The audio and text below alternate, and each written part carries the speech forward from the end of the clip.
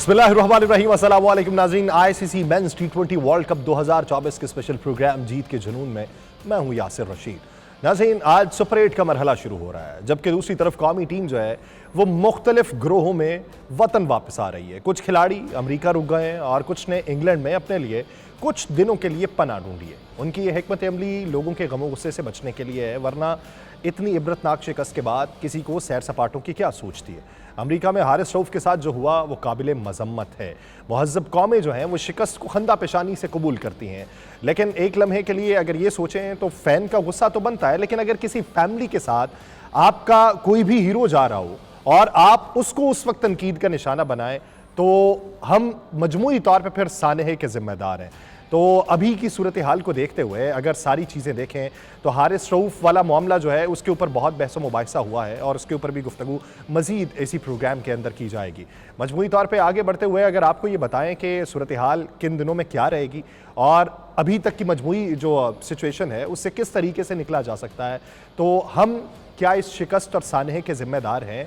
क्या हमने मजमूई तौर पर अपने आप को जो लिबादा ओढ़ के दुनिया की बेहतरीन टीम होने के दावेदारी दिखाई थी, क्या उसके काबिल हम हैं? ये चीज़ें देखने की ज़रूरत है। उसके साथ साथ मजमूई तौर पे जो फैंस हैं, फैंस को ये समझने की ज़रूरत है कि कहाँ पर किस तरीके से रिएक्ट करना है। एहतजाज करना चाहिए, लेकिन एहतजाज का कुछ पैराया भी होना चाहिए कि किस तरीके से होगा, किन अल्फाज में होगा। शिकस्त के बाद जज्बाती रद्द-ए-अमल बजा है, लेकिन कभी ठंडे दिमाग से भी सोचना चाहिए कि आखिर क्रिकेट में जवाल की वजूहात क्या हैं। ज़्यादा गहराई में जाने का तकाजा तो क्या करें, सामने की चीज़ें भी हमारी नज़रों से ओझल नहीं हैं। मसलन क्या हमने ये गौर किया है कि हमारे शहरों के अंदर कितने क्रिकेट ग्राउंड्स हैं जो अब नहीं रहे? इसका ताल्लुक बराह रास्त क्रिकेट की तरक्की से है। हुकूमतों और क्रिकेट बोर्ड को नुमाइशी इकदामात से अगर फुर्सत मिल जाए तो इस मसले के ऊपर तवज्जो फरमाई जाए। लाहौर कमंटो पार्क जो अपनी एक तारीख रखता था, तकसीम के पहले क्रिकेट का वो गढ़ समझा जाता था। क़याम पाकिस्तान के बाद भी शहर की क्रिकेट में इसे मरकजी हैसियत हासिल थी। कितनी ही क्लब्स के यहाँ पर नेट लगे हुआ करते थे, क्रिकेट मैच हुआ करते थे, कई खिलाड़ी उसी के रास्ते कौमी टीम में पहुंचा करते थे। लेकिन फिर ग्रेटर इकबाल पार्क के मंसूबे ने मंटो पार्क में क्रिकेट की अजीम रिवायत को ख़त्म कर दिया। फिर यूनिवर्सिटी ग्राउंड भी वो भी तबाह बर्बाद हो गई। क्रिकेट के मतवालों या आम शहरियों ने इस बर्बादी पर कभी कोई मौसर एहतजाज किया? कभी नहीं किया। ये बर्बादी पूरे मुल्क में हुई। जहां तक सर्जरी की बात है तो रात एक आला सतह के इजलास में बुनियादी बात तय पाई है कि आइंदा टीम का जो चुनाव है वो पाकिस्तान सुपर लीग में दिखाई गई कारकर्दगी की बुनियाद की बजाय डोमेस्टिक क्रिकेट की कारकर्दगी से किया जाएगा और उसके साथ लीग क्रिकेट खेलने के लिए हासिल करदा एनओसी को डोमेस्टिक क्रिकेट से मशरूत किया जा रहा है। जहां तक वर्ल्ड कप के सुपर 8 मरहले की बात है तो उसमें 4 टीम्स जो है वो बगैर शिकस्त खाए इस मरहले तक पहुंची है। ऑस्ट्रेलिया, भारत, वेस्ट इंडीज और जनूबी अफ्रीका। उन्होंने एक भी शिकस्त खाए बगैर मैच यहां तक का सफर तय किया और इस मरहले में हर टीम ने 3 मैच खेलने। लेकिन ये जो मरहला है ये नॉकआउट सिस्टम के ऊपर होगा। जो टीम हार गई वो सेमीफाइनल की दौड़ से भी बाहर हो गई। एक और इशू भी ऑन बोर्ड है। यहां क्रिकेट के माहिरीन की भी कमी नहीं है। यहां पर 2 शख्सियात, मारूफ शख्सियात, एक का ताल्लुक सहाफत से और दूसरे साबिक कप्तान, उनके दरमियान तकरार हुई और तकरार ने क्या क्रिकेट की खदमत की है या बुनियादी तौर पे अपना ही गुबार जो है वो निकाला गया है। तो इस बिखरे हुए इस वक्त माहौल को यकजा करने की ज़रूरत है और इस किस्म पर सतही बहस से इज्तनाब करके कोई ऐसा मुस्बत पहलू उजागर करने की ज़रूरत है जिस पे कोई बात हो सके। साबिक कप्तान सरफराज नवाज साहब हमारे साथ मौजूद हैं और साबिक टेस्ट क्रिकेट मोहम्मद अकरम साहब ने हमें ज्वाइन किया। आप दोनों हज़रात का बेहद मशकूर हूँ। सरफराज नवाज साहब, जो हारिस रऊफ के साथ वाक़या पेश आया उसके ऊपर क्या राय रखते हैं? यानी तनकीद होनी चाहिए और तनकीद बराए इस्तलाह होनी चाहिए, लेकिन फैमिली के साथ अगर आप निकले हुए हों और आप पे सरे राह कोई क्रिटिसिज्म करता रहे तो इस तरह का रवैया क्या काबिल मजम्मत नहीं है?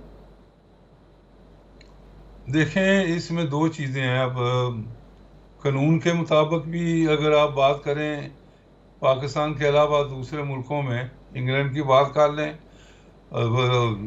अमेरिका की बात कर लें, इससे पहले भी एक ऐसा वारदात हुई है जब इंजमामुल हक को आलू कहा गया एक जगह पे और ये वाक़े क्राउड के अंदर चला गया। तो ये चीज़ें भी होती रही हैं। तो मैं ये कहूँगा कि बर्दाश्त भी कुछ करनी चाहिए।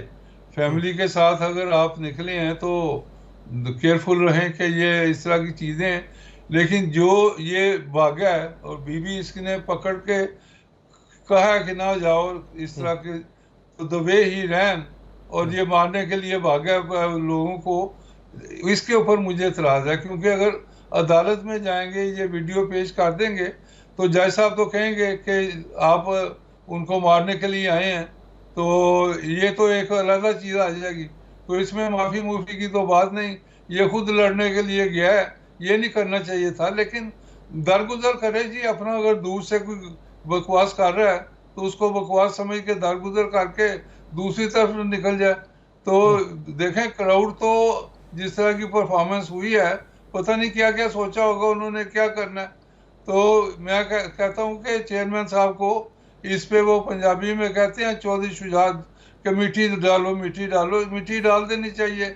इसको इश्यू क्रिएट करेंगे तो मेरा ख्याल है कि जो ये भाग के मारने की तरफ गया है, तो जज साहब इसको ही करेंगे कि ये नहीं नहीं, हीट कसूर ऑफ द इसी का है। मोमेंट आप ये समझते हैं कि फिर उबाल जो है वो ज्यादा आएगा। मोहम्मद अकरम साहब, आप सर क्या समझते हैं कि अभी जो क्रिटिसिज्म हो रहा है पाकिस्तान के अंदर, और हमने पिछले कोई 2 दिन में, ईद के दिनों में हमने ये भी देखा है कि एक तरफ से ट्वीट की जाती है, किसी को क्रिकेट से दूर रहने का मशवरा दिया जाता है, या किसी को मशवरा दिया जाता है कि इनको दूर रखें तो क्रिकेट बेहतर हो सकती है, और उस पर भी जवाबुल जवाब हमें सुनने को मिले, और फिर हारिस रऊफ वाला वाकया भी हो गया।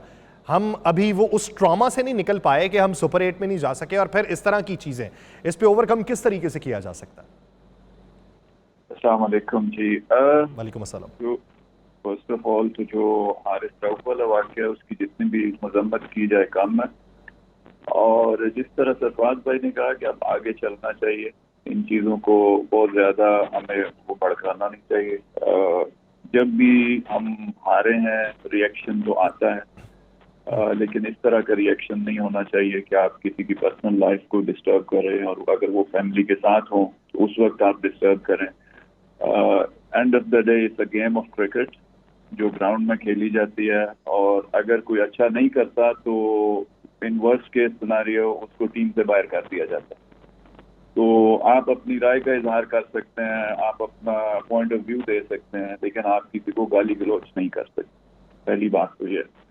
दूसरी, जब हार गए, जब भी आप हार के आते हैं तो पिछले 20-25 सालों में जो देखा है कि उसमें कहा जाता है कि कप्तान को हटा दो, चीफ सिलेक्टर को हटा दो, और कोचिंग स्टाफ को हटा दो। तो असल चीज जो तवज्जो देने वाली है कि इनको लाए कौन है, और जब कोई लाया है तो उस वक्त क्या प्रॉपर उसका क्राइटेरिया फॉलो किया गया, क्या वो जॉब्स एडवर्टाइज हुई हैं और उसको पूरी तरह इंटरव्यू हुए हैं लोगों के जिनको आप हेल्म ऑफ अफेयर पे ले आते हैं। तो बेसिकली ये चीज़ें एड्रेस होने वाली हैं। हमें ग्रास रूट क्रिकेट को एड्रेस करना बहुत इम्पोर्टेंट होगा। आपके पास बहुत ज़्यादा टैलेंट मौजूद नहीं है, जो मैं बहुत सी जगहों पे सुनता हूँ कि बहुत टैलेंट मौजूद है जी, फलां को ले आए, फलां को ले आए। एक लोअर लेवल के लिए तो आपके पास टैलेंट शायद मौजूद हो, लेकिन हाईएस्ट लेवल के लिए आपको बहुत हार्ड वर्क करना पड़ेगा उस जगह पे कम्पीट करने के लिए, वरना क्रिकेट का हाल भी हॉकी की तरह हो जाता है। उसके लिए जो बेसिक्स हैं वो करनी बड़ी ज़रूरी है, और प्रोसेस को फॉलो करना बड़ा ज़रूरी है। अगर कोई भी चीज़ कहीं पे भी आपने सक्सेस हासिल करनी है तो उसमें सबसे इम्पोर्टेंट चीज़ जो मैंने सीखी है वो है प्रोसेस, और प्रोसेस के बगैर अगर कोई शॉर्टकट करेंगे तो फिर रिजल्ट ऐसे ही आएंगे। तो पिछले 4-6 सालों में हमने कितने चेयरमैन चेंज होते हुए देखे, कितनी सिलेक्शन कमेटियां चेंज होती हुई देखी। ये सब कॉस्मेटिक सर्जरीज होती हैं। जब तक आप ग्रास रूट क्रिकेट की तरफ तवज्जो नहीं देंगे उस वक्त तक आपकी क्रिकेट इम्प्रूव नहीं होगी, और हम एक दूसरे को इसी तरह गालियां देते रहेंगे। तो सबसे इम्पोर्टेंट चीज़ जो है वो है आपको ग्रास रूट और डोमेस्टिक क्रिकेट का स्ट्रक्चर ठीक करने की। पिछले 5 सालों में आपने कितनी चेंजेस कर दी अपने फर्स्ट क्लास स्ट्रक्चर। किसी को कोई पता नहीं कि कब टूर्नामेंट शुरू होना है और किसने कराना है और किन ग्राउंड पे होना है। अभी चंद दिन पहले मैं एक ग्राउंड में गया जहाँ पे ग्रेड 2 क्रिकेट हो रही है, डिपार्टमेंट खेल रहे हैं, और 35-36 डिग्रीज में वो बाहर टेंट लगा के बैठे हुए हैं। वहाँ बिजली नहीं है, वहाँ टॉयलेट्स नहीं है, वो जाके कुछ साथ वाले रेस्टोरेंट में शायद इस्तेमाल कर रहे हैं। तो अगर नीचे से ये हाल है, ऊपर आप कैसे एक्सपेक्ट करते हो? हम लड़कों को ब्लेम कर देते हैं, ठीक है, जो टॉप प्लेयर्स हैं उनकी परफॉर्मेंसेज अच्छी नहीं आई, इन चीज़ों को हम जरूर सामने रखेंगे। Poor basic skills generally, confusing selection, इनएडिक्वेट succession planning, ये सारी चीज़ें तो नज़र आ रही, लेकिन इनको ठीक कैसे करना है ये बड़ा इंपॉर्टेंट है। इसके लिए पहले जितने भी सीनियर लोग हैं इनको हेड अपने सर जोड़ने की ज़रूरत है, और पाकिस्तान के लिए अपनी ज़ाती सारी चीज़ें छोड़ के इस वक्त जो भी कोई मशवरा दे वो पाकिस्तान के लिए होना चाहिए। और मेरा ख्याल है इस वक्त जो आपके पास चेयरमैन हैं ये बड़े पावरफुल हैं, तो ये डिसीजन भी ले सकते हैं, तो इनको डिसीजन लेने चाहिए, इनको राइट जगहों पे राइट लोगों को साथ रखना चाहिए अगर मूव फॉरवर्ड।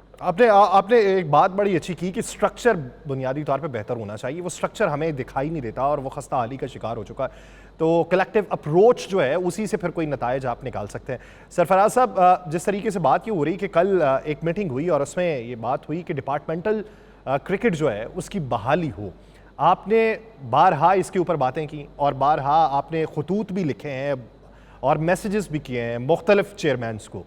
तो आप क्या समझते हैं कि अगर डिपार्टमेंटल क्रिकेट दोबारा से बहाल होती है तो उसके नतायज क्या निकलेंगे और कितने अरसे में निकलेंगे? देखें, ये तो वाज़ह है कि अब्दुल हफीज़ कारदा के ज़माने से लेके और इमरान खान के ज़माने तक क्रिकेट के अंदर यंगस्टर भी आए हैं और काफ़ी हमने इम्प्रूवमेंट देखी है। जैसे इमरान खान आया है इसने डिपार्टमेंट ख़त्म कर दिए और उसके बाद क्लबें ख़त्म कर दी, उसके बाद फिर एसोसिएशनें ख़त्म कर दी। भाई यहीं से तो टैलेंट नहीं आना है। उस 4 साल 5 साल के अरसे में आपके पास कोई टैलेंट ही नहीं आया। और उसके बाद ये जो बातें की हैं अकरम साहब ने, ज़बरदस्त बातें हैं। मैं 100% इसके ऊपर अग्री करता हूँ कि डोमेस्टिक क्रिकेट ये वो सारी चीज़ें बेहतर होनी चाहिए, लेकिन आपके जो नखरे हैं प्लेयरों के, सेंट्रल कॉन्ट्रैक्ट किए हुए हैं, तनख्वाही मिल रही हैं, मौजें कर रहे हैं, वो कहते हैं हमें परवाह नहीं है कि अपना डोमेस्टिक क्रिकेट खेलें। तो 4 साल 5-5 साल में उन्होंने कोई 2-2 4-4 5-5 मैच खेले हैं, तो इससे क्या इम्प्रूवमेंट होगी? तो मैं यही कहूँगा कि सबसे पहले तो जो क्रिकेट बोर्ड ने सेंट्रल इसको कंट्रोल किया हुआ है कि तमाम एसोसिएशन या जो भी रीजन है वो अपना क्रिकेट बोर्ड के अपने आपने कल भी बड़ा अच्छा मुफीद मशवरा दिया था कि इसको जो है वो सेंट्रल कंट्रोल इसका ख़त्म करके एसोसिएशंस को दे दिया जाए ताकि जो निखार है वो मज़ीद सामने आ सके।